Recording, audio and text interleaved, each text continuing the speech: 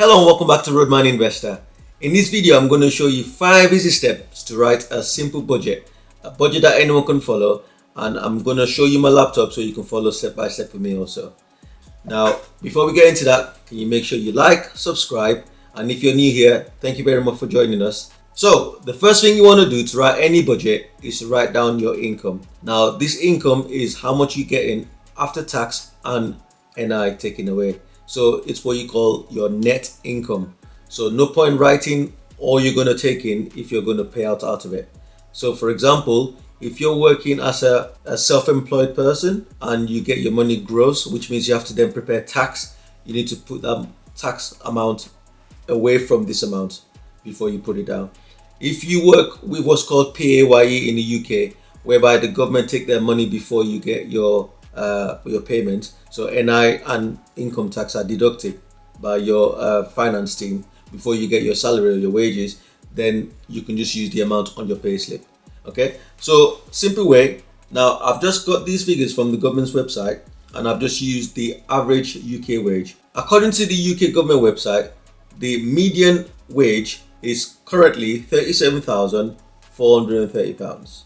Okay, so this is taking into consideration London, Birmingham, Glasgow, everywhere in the UK, and the middle amount is £37,430.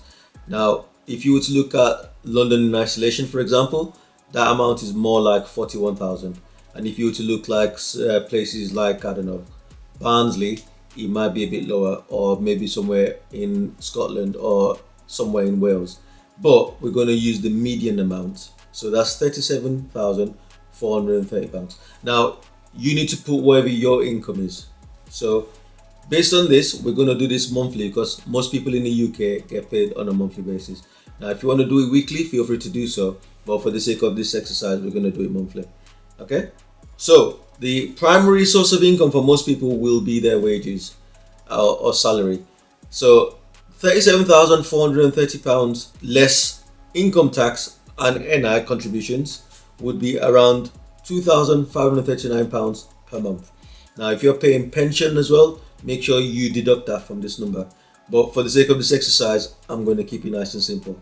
Okay, so if you're like me, you may have a part-time job. So maybe you're working evening driving Ubers, or you're doing some deliveries, or some Amazon job. Whatever it is you're doing on the side, you might have some extra income from that. So in this case, I'm assuming maybe £250 per week, which will give you around £1,000 per month. And again, if you're like me, you might have some side hustles. So every now and again, I sell stuff on eBay. I've got some money coming in from YouTube, for example. So whatever it is that you're doing, you might have your little side hustles in there. So I've just assumed a small amount of £350. And you might have some benefits. So it might be child benefit, it might be universal credit, you might have some top up for your housing, whatever it is. You might have a bit of income coming from there, so you want to stick that in there. So bear in mind that this has to be cleared funds. So this is money that will actually be in your bank account, money that you got access to. Okay, so the next thing you want to do is to put a total amount in there. So this is just a normal basic Excel spreadsheet, nothing fancy. So the formula there is you press equals and then you type in the word sum, SUM, and then you open the bracket and then you click from there and you just drag it all the way down, and then you close the bracket and you press enter. So that gives you the total amount you're going to get for that month. So that's based on what we just assumed, it's £4,089. Okay, so now you got the total. That's good. Step number 2 is to list your expenses. Now I use a method whereby I go by the most important to me to the least important. Now I determine that based on, number 1, my religious beliefs. So for example, you see that tithe is number 1 on my list. So for me, you have to give God his money first. Now if you don't have religious beliefs or it's not important to you, then you can put whatever is in there. Now you notice the next item on this one for me will be cash savings, and then I've got investment next. Now I practice something called pay yourself first method, which means that I actually list my own self as a bill on my budget. Okay, so that means that I am going to make a point of putting some money aside regardless of what I take in terms of salary or income. So in this case, I'm going to be determined to put in at least £100 per month, and I'm going to invest at least £100 per month. Now the investment could be stock market, it could be buying gold and silver, bonds, whatever it is. One way or another, I am determined to invest at least £100. The next on the list for me will be rent. Next thing I've got there is council tax. The next thing is not to be hungry, so I've got groceries there. So I'm budgeting on this basis £250 per month for groceries. Then comes the essentials. So we've got gas and electric, so these are utilities, water, and then I've got travel. Now for my 9 to 5 job, I tend to travel a lot, so I'm up and down the country. I go here and there, wherever it is I'm required to do. Now depending on your job, and obviously in this case you might want to put your car insurance in there, or petrol, wherever it costs you to travel, you want to put that amount in there. The next line for me is credit card. The reason I put credit card there, I rarely spend on my debit cards, because with my credit cards, first of all, I'm able to get points. Secondly, it helps my credit score grow very quickly. But for me, every single month I make sure I clear the credit card, so I'm not accruing any interest or any charges from the card issuer. So make sure that if you don't have the discipline, don't invest or don't use a credit card. And then I've got a line there for debt repayment. Now this doesn't really apply as much now, even though I still pay little something towards student loan, for example, but usually that will be taken away from my salary before I even receive it. So if you have some debt in there, you want to come up with an amount that you're happy with. If you want me to do a video about how I paid off my debt, I was £24,000 in debt in 2020. If you want a video to show you how I paid that off gradually and how I became debt free in 2024, leave a comment below and I'll make that video. So you want to put a line there for debt repayment. If you have a high interest debt, so for example you owe credit card, it could be 24-25% they're taking each month. In that case, then I'd push that a lot higher. Things like mobile phone, broadband, gym, all the other stuff that are not quite as important, then come after. So on the last day, I've got leisure. Now it's very important you allow yourself some money for leisure. So no point in working and just not having a bit of fun. I made a video about this. Don't do what I did. Allow yourself to go out to eat, take your missus out, go out with your friends, go see your girlfriend. Whatever it is you want to do, make sure you put a bit of money aside for leisure. So I'm allowing up to £200 for that. Okay, so what I want to do is put a total amount in there. So the simple formula is you press equal sum, SUM, open the bracket, click on the top one and scroll it all the way to the bottom, and then just close the bracket. Now if you notice, I left the tithe bit empty, and with that, according to my religion, I need to give 10% to God. So 10% is equals 0.1, and it's 10% of my total take-home pay, so times that amount. Okay, now next thing you want to do is to work out the balance. Okay, so this is the difference between what you bring in, your income, and what you're spending. This is where you need to be very honest with yourself, honestly. So to work out the balance, all you press is, the simple formula is equals your total income minus your total expenses, and pressing enter. Now you can see straight away that we have a problem. So we're £149.90 lower than we need to be. So this is kind of one of the most powerful things about using a budget. I tend to write my budget a month in advance. So I'm going to write February's budget in January. I'm going to write December's budget in November. So straight away I can see now that I need to balance the books somehow. So it's 149 I need to find. So at this point, I'm starting to look from bottom up. So because the top bits are the most important bits, the bottom bits are not as important. So for example, do I need to spend £80 on haircut? Maybe not. So I'm assuming £20 per week. So 4 weeks, £80. What if I did it every other week? So that could go down to instead of £80, I can knock that down to £40, let's say.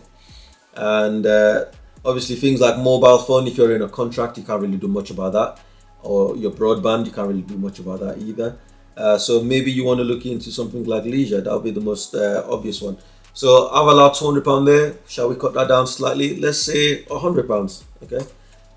So now you got £9 and 9 pence, 90p to find somewhere. Okay. So the only other logical bit there, so things like travel, you might not have a lot of power over.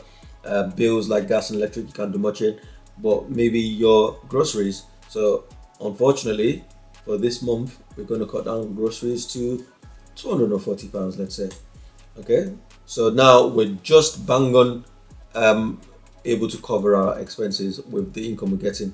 Straight away, this rings an alarm bell in my head. It means that I need to make more money. That's what I'm thinking here. If I was in this situation, I'm thinking, what can I do? How can I make more money? More side hustles. What can I buy? What can I sell? Where is it that I can, get more overtime at work? Wherever it is, there's a problem here. So we need to solve that problem.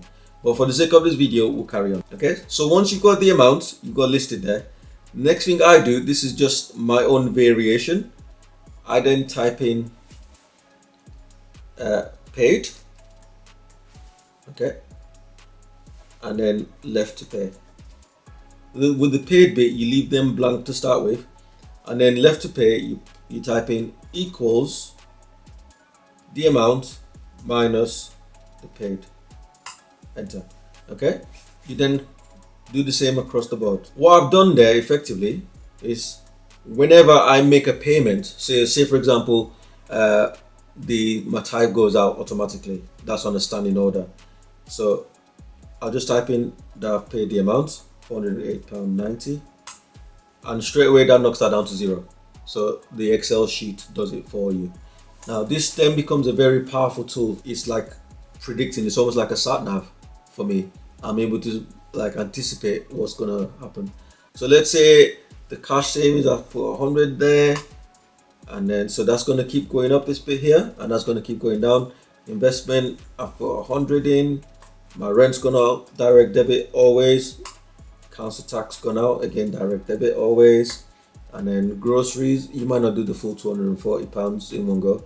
So you might do it weekly, in which case it might be something like, I don't know, £70 to start with. So you put your £70. Say the following week you then spend another 50, so you can just add in that £50 in there. So you just put plus 50, and that just adds it on automatically for you. And then you can see how much is left to pay on that one. As you go through the month, so maybe week 1, maybe these are the figures for the end of week 1, you can see that £3,358 has gone out from your account, and now you've got 730. At this point, you can then check your bank account again and go, right, have I got enough to cover what's left for this month? Or do I have a big problem, and do I need to find the additional money somehow? So this is how I keep track of what I'm spending, as well as planning ahead. So I set the basics, the expenses and the amounts and all that the month before, and as I progress through the month and as payments go out, I start putting this bit there. This is a basic way of doing a very good solid budget that anyone can follow. So you're able to, 1, budget everything that needs to go out, and 2, you're able to then see what's going out, and then you can see if you have a problem, if there's a surplus, if there's a bit of a deficit there, you can see it all ahead. Now I'm going to show you one slight variation to this, which is what I tend to do. So these assume that I'm going with fixed costs. What I do a bit differently from this, so similar kind of situation, I've just pre-populated this one. With things like cash savings, I do them as a percentage usually. So I want to put, say for example, 2.5%. So I put 0.025 times my total income. Okay, so that works out to be about £97. Okay, so again with investment, I'll do something similar. So I want to put 3%, sorry. So that's 0.03. So that's 3 divided by 100 is 0.03 times my total income. So I'm putting 2% in cash savings and I'm putting 3% in my investment. So that automatically works it out. Okay. And what this does is, say this amount goes up. So say for example, I make £6,000. Okay. That automatically works out what the investment and the savings will be. Whereas in the first example here, that stays fixed. Okay, so this is called a zero-sum budget, which means that every single penny I have is spoken for and has a job assigned to it, and that's done based on the percentages that I've assigned to each part. Okay, so that way I don't have to worry about what do I do with this excess money. Okay, I know what I'll do. It will go more into cash savings, more of it will go into investment. Okay, so that allows me to then be able to not worry about what I'm doing with this and what I'm doing with that. Okay, so now we've done all that bit. We've written down the income, we've done the expenses, we've worked out the difference, so that's step number 3. We've set up our goals, so cash, investment, all of that. And what you then have to do is to track it monthly. So I have a system where I then go through my bank statements, maybe not monthly, maybe quarterly, depending on how much time you have, and what I set here versus what I intended to spend. Okay, so the real spend versus what my planned spend was. And if they're too far off, then I need to look into altering my budget. If they're quite similar, obviously it might be, I don't know, £50 off here and there, then that's not too bad. But it just prevents me from just spending for the sake of spending. So for example, with this leisure, I've got in my head, I've got £200 limit. So if I'm out and about and I know I'm getting close to that amount, say for example, I've spent 140 and I don't know, someone goes, oh, let's go to the cinemas, that's not too bad, I can afford that. Or if someone says, let's go to Paris, then I know I don't have the money for Paris, I'll be like, no, thank you. I appreciate the offer though. So those kind of things are the little things that can help you stick to your budget. Okay, so I hope that helps someone. If you have a different way of doing your budgeting, put it below, let's have a look. I know there are several other methods. If you want me to go into any particular one, then feel free to also leave a comment below. Make sure you like, make sure you subscribe, make sure you share. And once again, thank you very much for joining me. It's a Roadman Investor.